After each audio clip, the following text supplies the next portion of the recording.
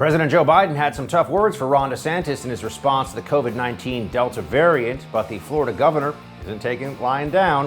We'll take a look at the growing war of words between Biden and DeSantis in tonight's Hold the Line.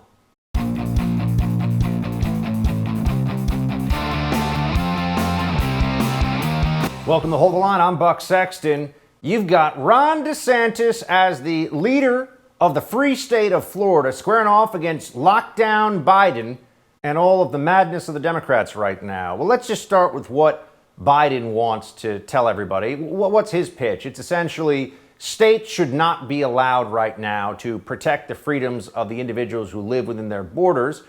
There was a time when state health authority was being used to oppress people with stupid masks and lockdowns and other policies that clearly did not work. And now you have Joe Biden trying to bully around those states that want to try to open up and actually protect people's rights by saying, don't get in the way of the private sector businesses. A lot of them are major national corporations, of course, who will do the Democrats' bidding by pushing for all kinds of restrictions. Biden's telling people like DeSantis and Abbott, governor of Texas, to get out of the way.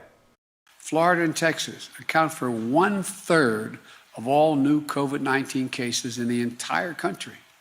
Just two states. Look, we need leadership from everyone. If some governors aren't willing to do the right thing to beat this pandemic, then they should allow businesses and universities who want to do the right thing to be able to do it. I say to these governors, please help. But if you aren't going to help, at least get out of the way of the people who are trying to do the right thing. Just get out of the way of private sector authoritarianism at the behest, the direct orders, really, of the federal government. You know, nice business you got there. It'd be a shame if we regulated into oblivion. So why don't you do what we say and require masks and vaccines? And this is what we thought was going to happen all along.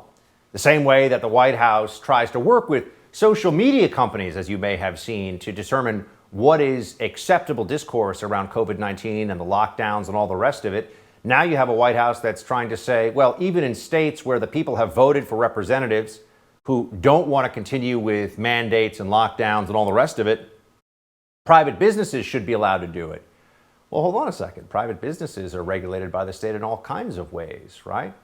They want to have their cake and eat it too. Not a surprise. That's how the leftists always are. Ron DeSantis, the governor of Florida, did not decide to just let this go without any response from Joe Biden. Here he is firing back. We can either have a free society or we can have a biomedical security state. And I can tell you, Florida, we're a free state. People are going to be free to choose to make their own decisions about themselves, about their families, about their kids' education, and about putting food on the table. And Joe Biden suggests that if you don't do lockdown policies, then you should, quote, get out of the way. But let me tell you this. If you're coming after the rights of parents in Florida, I'm standing in your way. I'm not going to let you get away with it. If you're trying to deny kids a proper in-person education, I'm going to stand in your way, and I'm going to stand up for the kids in Florida. If you're trying to restrict people, impose mandates, if you're trying to ruin their jobs and their livelihoods and their small business, if you are trying to lock people down, I am standing in your way, and I'm standing for the people of Florida. That is exactly what we need here. Republicans with backbone to stand up and say, enough. Your biomedical security state, as the governor calls it, must end. This cannot continue on. Meanwhile, the Democrats like to live in this fantasy world of, oh, they're not doing politics. They've got some other thing going on here. They're just listening to the data and the science, as if those talking points are still plausible to anybody with an IQ above that of a toaster. I mean, here is Education Secretary Cardona when he's asked about his message to Governors Abbott and DeSantis, who have banned mask mandates in their states. He's trying to tell you, oh, there's no politics on our side. Kids at this point have gotten used to wearing masks, my children included. Right. What is your message to governors like Governor DeSantis in Florida and Governor Abbott of Texas who have banned mask mandates? You know, don't be the reason why schools are interrupted. Our kids have suffered enough. Let's do what we know works. Let's do what we know works across the country. We shouldn't get politics doesn't have a role in this. Educators know what to do. We did it last year. So I have calls out to those states, but at the end of the day, I want to work with Texas. I want to work with Florida. I want to make sure those students have access to in-person learning. I mean, is this guy delusional? Well, we know that masking up kids works. We absolutely do not know that that works. There's no data to prove it. Doesn't work in any other capacity. We've seen all the masking stuff this is just a religion for people now. Doesn't actually function the way we were told it would function. Full stop. So why do we have to go through this? Because these people are deranged, honestly, because they're emotionally damaged by all their fear around COVID. They've watched too much CNN, although not a lot of people are watching CNN at all these days. They've basically turned into people who can no longer function with the normal risks of day-to-day living because COVID has seeped so deep, COVID fear has seeped so deep into their brains, never mind the actual threat of the virus out there. Oh, and by the way, while we're being told that the big problem is these Republican states, the Biden administration has the border wide open, and Governor DeSantis of Florida is pointing that out for everybody.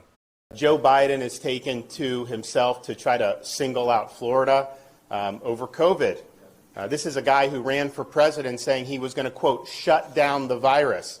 And what has he done? He's imported more virus from around the world by having a wide open southern border. You have hundreds of thousands of people pouring across every month. And it's not just from Mexico. In fact, it's rarely from Mexico. You have over 100 different countries where people are pouring through. Not only are they letting them through, they're then farming them out all across our communities across this country, putting them on planes, putting them on buses. Do you think they're being worried about COVID for that? Of course not. What's the Democrat response to this? Well, they don't really have much of a response because it's all true, and anyone who's paying attention knows it. But Democrats will continue on with the propaganda. They have power in the White House. They have power in Congress. The media is behind them. The administrative state, which now, if you look at the CDC, it can just determine that you don't really own your property anymore. You don't own that house that you've been renting out or that apartment, that condo you've been renting to people. You don't really own it. The CDC gets to determine whether you own it. That's the fourth branch of government, the one that's not actually in the Constitution.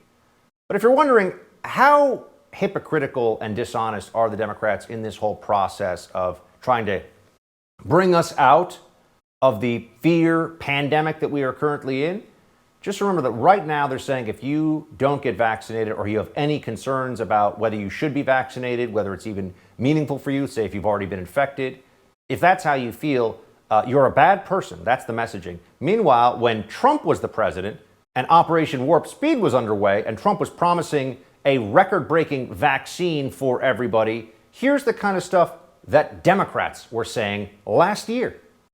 As you know, President Trump has promised a coronavirus vaccine by the end of the year or maybe sooner. Would you trust that vaccine? No, I would not trust his word. I would trust the word of public health experts and scientists, but not Donald Trump. First of all, I don't trust the president on vaccines. I think it's going to be a very skeptical American public about taking the vaccine, and they should be. He will push anything to get reelected. Don't fall for it. And by the way, I will take the vaccine after Ivanka takes it. You would be hesitant to receive the vaccine if it were approved by the end of the year. Yes, I would be hesitant. I mean, if doctors and scientists like Dr. Fauci are taking that vaccine, of course I will take the vaccine. But we also know that we can't trust the president and take his word. Can't trust the president when it comes to the vaccines. When it was Trump, but now if you don't trust Biden on everything he says, you're a monster. After the break, the Biden administration is planning new vaccine mandates for foreign visitors and members of the U.S. military. We'll have more on that with the First TV's Morgan Zeggers in just a moment. But first, I want to talk to you about that morning cup of joe. If you're anything like me, you got to start your day with some caffeine, and that means kicking it off with Black Rifle coffee. I mean, this is delicious coffee, the best I've ever tasted, and Black Rifle is all about supporting those who love America. They are committed to veteran law enforcement and first responder causes. This summer, Black Rifle invites you to enjoy your coffee while having all kinds of freedom and passion for America. Whether you're brewing the perfect cup to pour over, or you're drinking a can of 300 on your next backcountry mission, Black Rifle Coffee is here to fuel your way wherever the summer takes you. Black Rifle imports high-quality beans from all over the world and roasts them 5 days a week in facilities here in the U.S. team at Black Rifle is always researching and experimenting with new methods and coffee origins to make sure you're drinking the most delicious, best stuff possible. Go get some today at blackriflecoffee.com/buck and use code BUCK at checkout for 20% off your purchase and your first coffee club order. Fuel your summer with America's coffee, Black Rifle Coffee. And we'll be right back with more Hold the Line.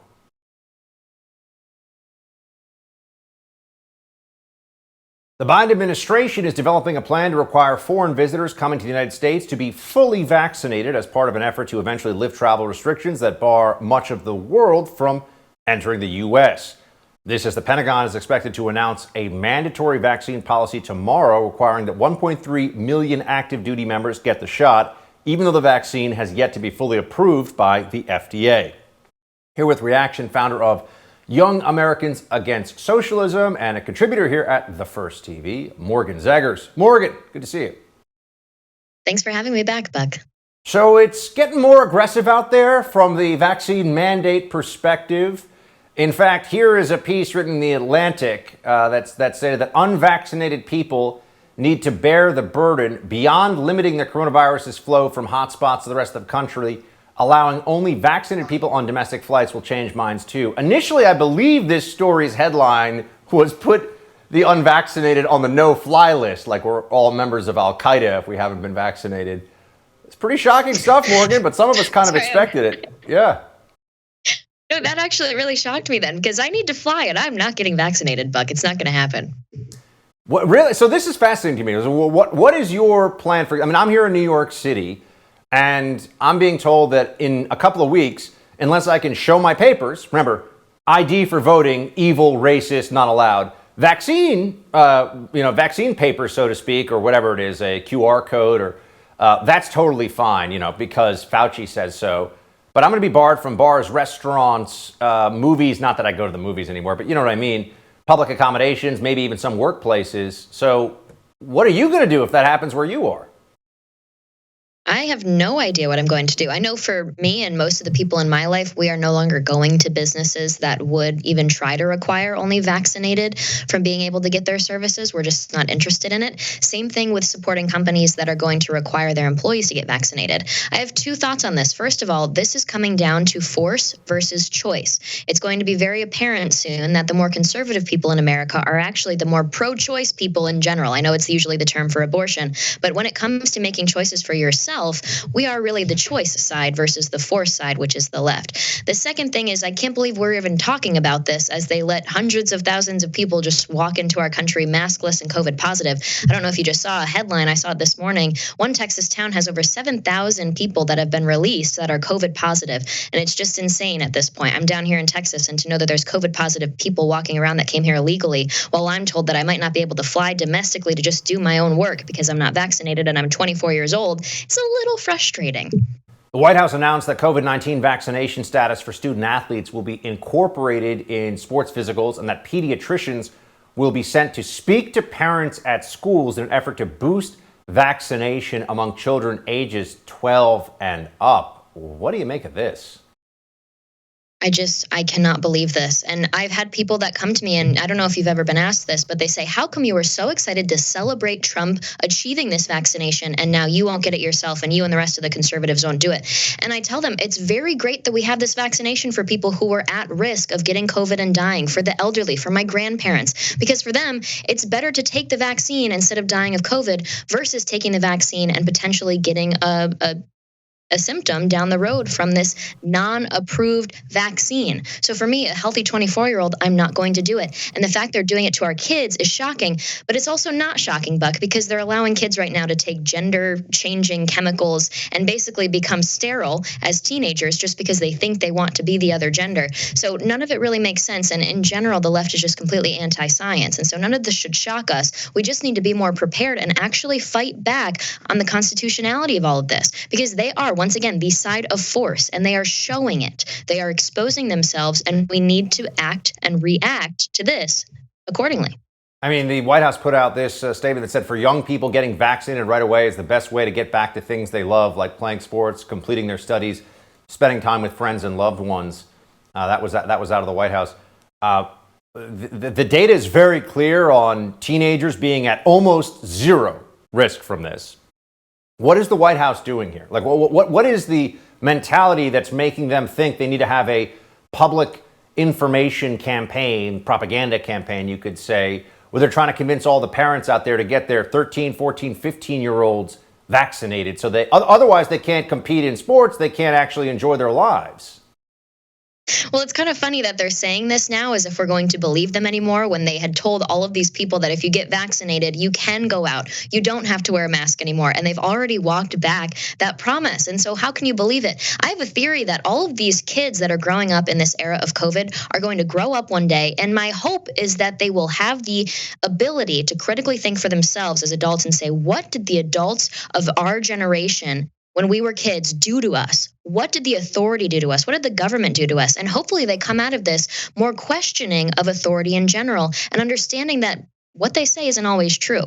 For me, I really liked what Senator John Kennedy said. He was talking about the moratorium on evictions, and he said the people in the White House, the Biden administration, they think the Constitution is really just a barrier for them. It's just frustrating for them to have to deal with the Constitution instead of using it as guidelines for what they can and cannot do. And I think that's spot on, not only for the eviction moratorium, but now for this as well, trying to force people into this, saying we're going to take things from your lives. It's authoritarian, and that's what we're facing now, this growing regime of leftism. Now, you're down in Texas. I'm here in New York City, which is the belly of the beast of COVID, lockdown, insanity. I'm just wondering if you could tell me what's it like in your home state, the public sentiment. I mean, are you, let me tell you why I'm asking you this. People here in New York have started wearing masks outside again. Not everybody, but you see it regularly now. There are masks outside. I took the team here on the First TV out to dinner last night. I was told I had to mask up walking up to the hostess stand. It's not a city requirement, by the way. People want it. Are you seeing that in Texas too? No, Buck, I honestly can't tell you the last time I saw someone wearing a mask.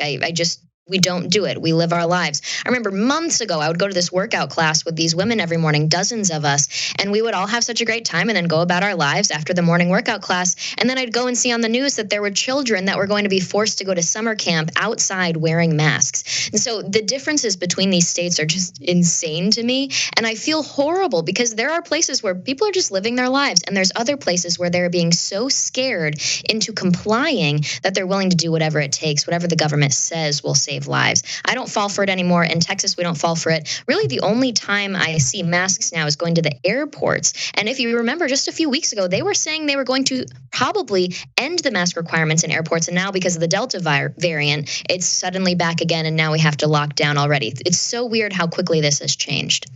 When it comes to Texas, don't mess with it. Don't mask it up either. Good to see you, Morgan. Thanks for being with us. Thanks. President Biden's eviction moratorium may not be legal, but that's little comfort to property owners and landlords who still have to comply. So who's ultimately going to pay the tab? Economist Stephen Moore answers that question. We come back. Right now, I want to tell you about my friends at My Digital Money. Everybody wants to invest in cryptocurrencies, but it's not that easy to get started. That's why Colin Plume, the CEO of Noble Gold, decided to create My Digital Money. It's an easy-to-use, self-trading crypto IRA platform with concierge-level customer service. It's one of the few U.S.-based cryptocurrency companies that will answer your phone call and help you get started. And because your comfort and security is their absolute top priority, they offer an unparalleled military-grade security for your coins, trigger orders to help you secure opportunities for gains or limit losses without having to watch your account all the time, a play money account so you can test the market without risking money, and with the recent pullback of a lot of cryptocurrencies, this could be a great time to get started in this exciting technology-based investment. When it comes to your money, you deserve a team of dedicated professionals who have your back, speak to you honestly, and treat you like a human, not just a number. Check them out at mydigitalmoney.com. That's mydigitalmoney.com. Back in a moment.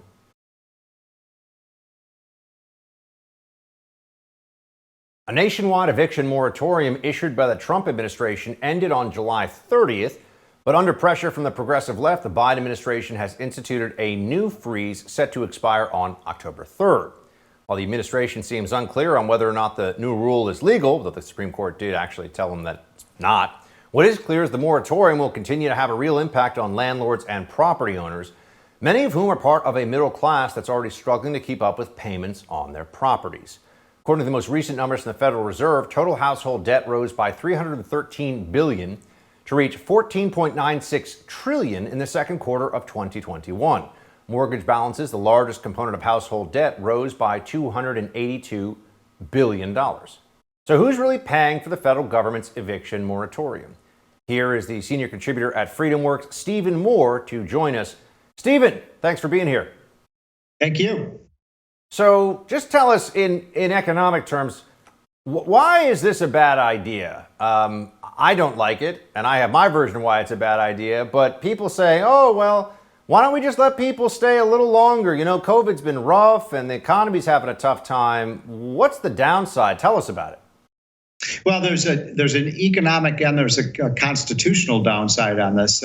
One of the big controversies of the last few days is Joe Biden imposed this moratorium extension without any congressional approval, and the Supreme Court had said he doesn't have the right to do that. So this is in direct defiance with the United States Supreme Court. So we'll see how that plays out because the president is not supposed to be a dictator. We have three branches of government. But let's talk about the economics here. I was opposed to the moratorium in the first place because I don't think that the burden should be put on the backs of the landlords in this country. You know, they're not rich. Most of the people who are landlords are people who just, rent out spaces, rent out apartments and things. And that's not the way they make their living. And by the way, if people stop paying their rent, then they don't have an income. And, you've seen big declines in the number of people who pay their rent. As soon as the government says you don't have to pay your rent, you can't be evicted, people stop paying their rent. And that's been a real hardship to people who are landlords. They can't pay their mortgages. They can't make an income. And that has a secondary effect that who in their right mind would build affordable housing now if you build an affordable housing apartment building and then people are not responsible for paying their rent. So I think it's a really bad policy, especially now that we have 9.2 million job openings today. If somebody can't can't pay the rent today, let's go to their apartment, let's hold their hand, let's take them to a restaurant or a store or a construction site and say, hey, these people are hiring. You got a job, you can pay your rent right now. There's no reason people should not be able to pay their rent when you've got 9 million job openings. It's pretty amazing to see as well, Stephen, that there were tens of billions of dollars appropriated for assistance. I guess it's landlord assistance. And up to date, I believe only 3 or 4 billion of the tens of billion have been distributed. I mean, I know we're talking about the government, so there's no end to the bureaucracy, the sloth, and the inefficiency. But it does seem pretty stunning that given we've had PPP for a long time and we've had these other processes in place, why can't they distribute this money more efficiently? Because that's why, right, the Trump administration in the first place was willing to go with this eviction moratorium. What happened with all this money? Why can't we distribute it? Nobody knows. Nobody knows what's going on here. States and cities have held on to the money. They're not passing it on to landlords. You've really put your finger on a big scandal. And so the landlords and homeowners who need the money and the people who rent out apartments need it, and they're not getting it. And you're right. It's only been, I think only about 10% of the money has been passed out right now. It's just an example of an incompetent government program. We're seeing the same thing with the unemployment insurance program where, you've got $50 billion of fraudulent payments paid out. And nobody does anything about it. It's just the essence of government. We treat this as if it's just the way it's going to be with government. And that raised the question of why we would want to spend another $4 trillion on government right now. But that's the Biden proposal. What is it exactly right now that you think, what should be done about the economy under this Biden administration? It feels like it's stalling out. What are the errors? You mentioned the 9.2 million jobs that are open right now. A lot of people want, a lot of people rather are looking for people to do work. It's not happening. What are the big errors, the big mistakes, and what could be done to get things to feel like they're back on track for the recovery that we really should be having? I think that the problem is that Joe Biden, almost everything he's done in reaction to the economy inherited has been wrong. He inherited an economy that was getting better very rapidly because of the vaccine out there. We got businesses reopening. I know we've got some tough times right now with the Delta variant, but still, most businesses are back open for business. That's a great thing. You asked the question, what should the government be doing right now? And the answer is nothing. Just get out of the way. right? We've got businesses reopening. You don't have to raise their taxes. Stop the unemployment insurance benefits, premiums that in states like New York and New Jersey and Connecticut, they're continuing to pay people to stay unemployed. And you get, the little businesses can't get their workers back. So I think we made a lot of mistake. I think we probably have 5 to 8 million more Americans working today if Trump were still president. On inflation, you mentioned that the Democrats want to spend $3 trillion plus right now in the most current version of the budget, which we don't have the full text of, but that's what's being discussed. We're going to be at $30 trillion in the national debt here pretty soon. You started to see some people at the Fed and other government officials saying, yeah, inflation probably is going to stick around for a little while. How worried are you about where this is going to go? Well, everybody should be worried. And, it's worrisome that the Fed isn't worried about this because, I've seen inflation before. I lived through the 1970s. Inflation has a snowball effect. It tends to get bigger and bigger. And the Fed seems to think it's just going to go away on its own. I hope they're right. I'm rooting for America. I want to make sure our economy does as well as possible.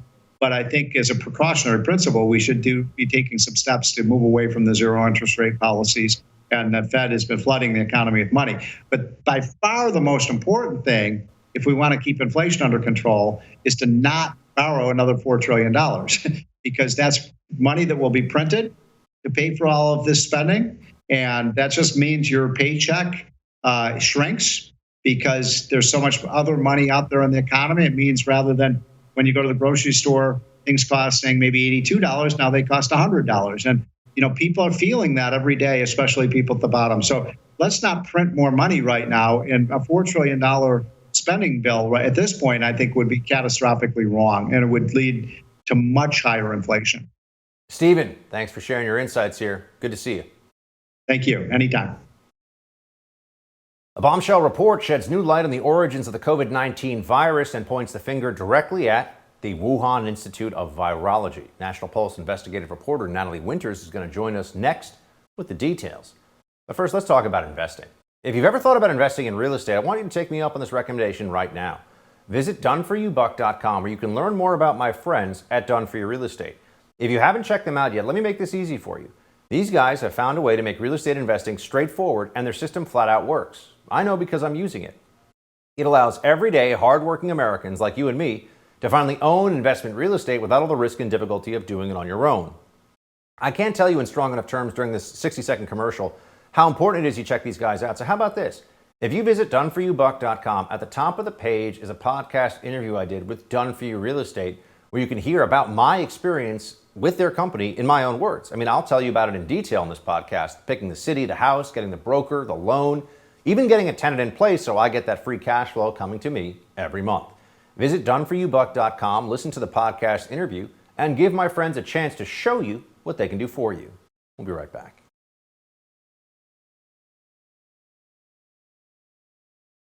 Republicans are demanding answers after the bombshell GOP report was released detailing the true origins of COVID-19. Taken from the New York Post, the report shows a preponderance of the evidence proves that all roads lead to the Wuhan Institute of Virology, the bat research lab already eyed as a source for the pandemic. It is our belief the virus leaked sometime in late August or early September 2019. By the way, have any of you seen the GOP report covered by, CNN, MSNBC, ABC? Of course you haven't. Well, here to comment and tell us what's actually going on, investigative reporter for the National Pulse, Natalie Winters. Natalie, so good to see you. Thank you for having me. So just tell us first off, because not a lot of media coverage of it anywhere, what is in this report? Sure. Well, it's 84 pages, and the brunt of it really has to do with, first of all, the lab leak, so the actual fact of the virus leaking intentionally or perhaps by accident from the Wuhan Institute of Virology.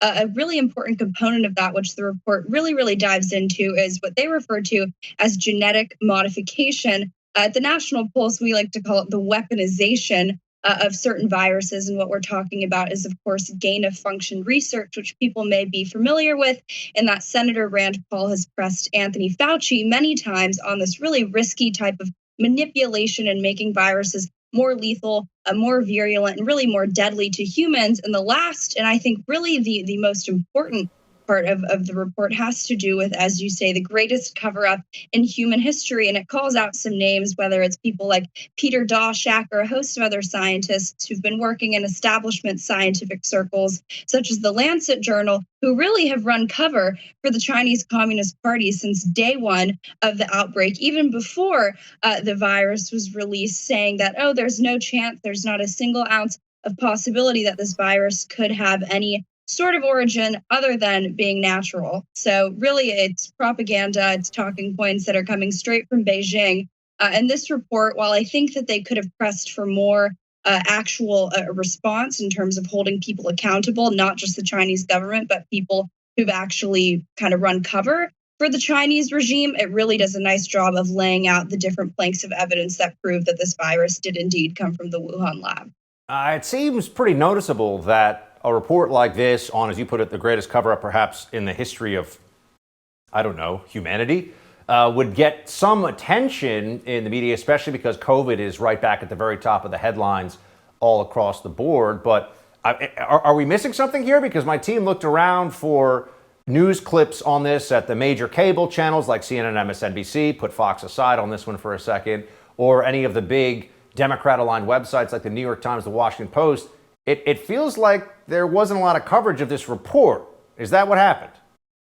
No, you're very correct. And I think that there's two primary reasons for that. One is, of course, a ton of these mainstream corporate media organizations have significant ties to the Chinese Communist Party themselves. They make people like Peter Daszak and these other Chinese Communist Party linked scientists look like child's play. We actually have a story up on the National Pulse yesterday talking about how since 1996, the Chinese government's Ministry of Foreign Affairs has actually sponsored dozens of American journalists from mainstream media outlets to take trips to China. They sponsor it, they subsidize it. And upon return, these journalists are essentially compelled, really coerced into giving the party favorable coverage. And that's a direct quote from Foreign Agent Registration Act filings. But I think the other reason why you're not seeing so much coverage with regards to this report is because it would vindicate Donald Trump, right? Who's been saying since day one that this virus came from the Wuhan lab. So, of course, corporate media outlets won't give him his credit where credit is due. So I'm not surprised that you have not seen really a shred of any aspect of this report being, broadcasted on the airwaves of really any mainstream corporate media outlet.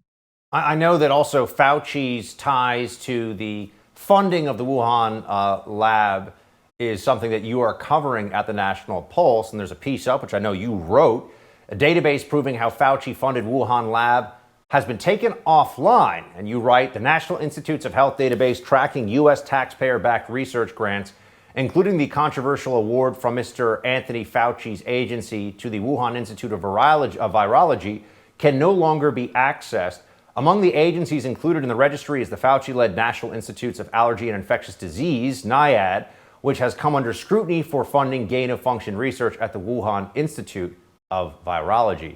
Scrubbing a database? You did the report on this one, Natalie. Tell us, what the heck is this?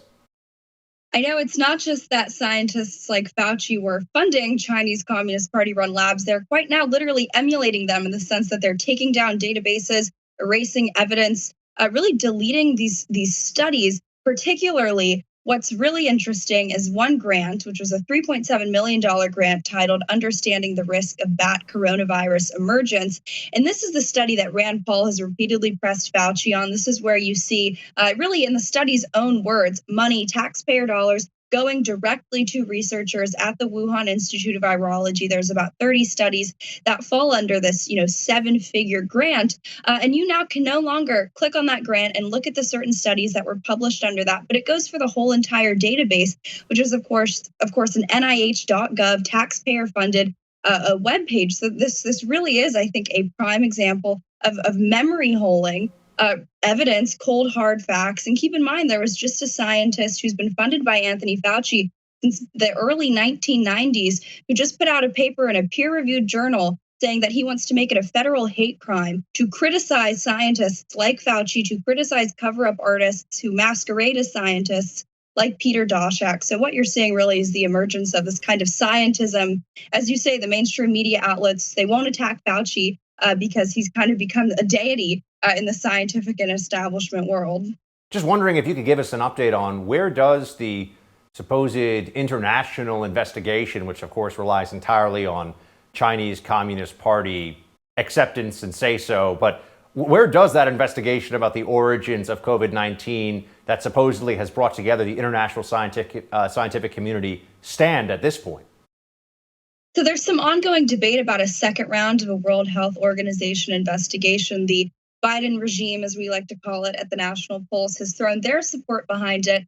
But we don't really think that is a good idea, because the World Health Organization has proven time and time again that it's really just a who's who, no pun intended, of people who are compromised by the Chinese Communist Party. And what's really interesting, there was an independent effort that was created to get to the bottom of the origins of COVID-19, but it's actually an effort that's being funded by Eric Schmidt, right, the former chairman and CEO of Google, and along with these other very establishment-run think tanks, which also unfortunately have ties not just to the Wuhan Institute of Virology, but people like Peter Daszak. So it really just seems to be a racket of people who want to say they want to get to the bottom of COVID-19, but really all they want to do is just kind of affirm the Chinese Communist Party and Anthony Fauci line.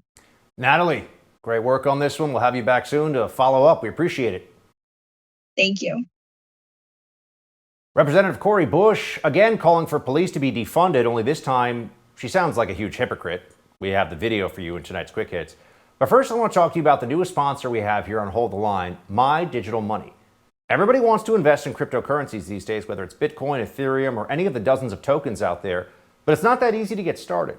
That's why Colin Plume, the CEO of Noble Gold, decided to create My Digital Money. It's an easy-to-use, self-trading crypto IRA platform with concierge-level customer service. It's one of the few U.S.-based cryptocurrency companies that will answer your phone calls and help you get started. Because your comfort and security is their absolute top priority, they offer unparalleled military-grade security for your coins, trigger orders to help you secure opportunities for gains or limit losses without having to watch your account, and a play money account so you can test the market without risking your money. And with the recent pullback of most of the major cryptocurrencies, this might be the best time to get into this exciting technology-based investment. When it comes to your money, you deserve a team of dedicated professionals who have your back, speak to you honestly, and treat you like a human, not just a number. Check them out at mydigitalmoney.com. That's mydigitalmoney.com. Quick Hits up next.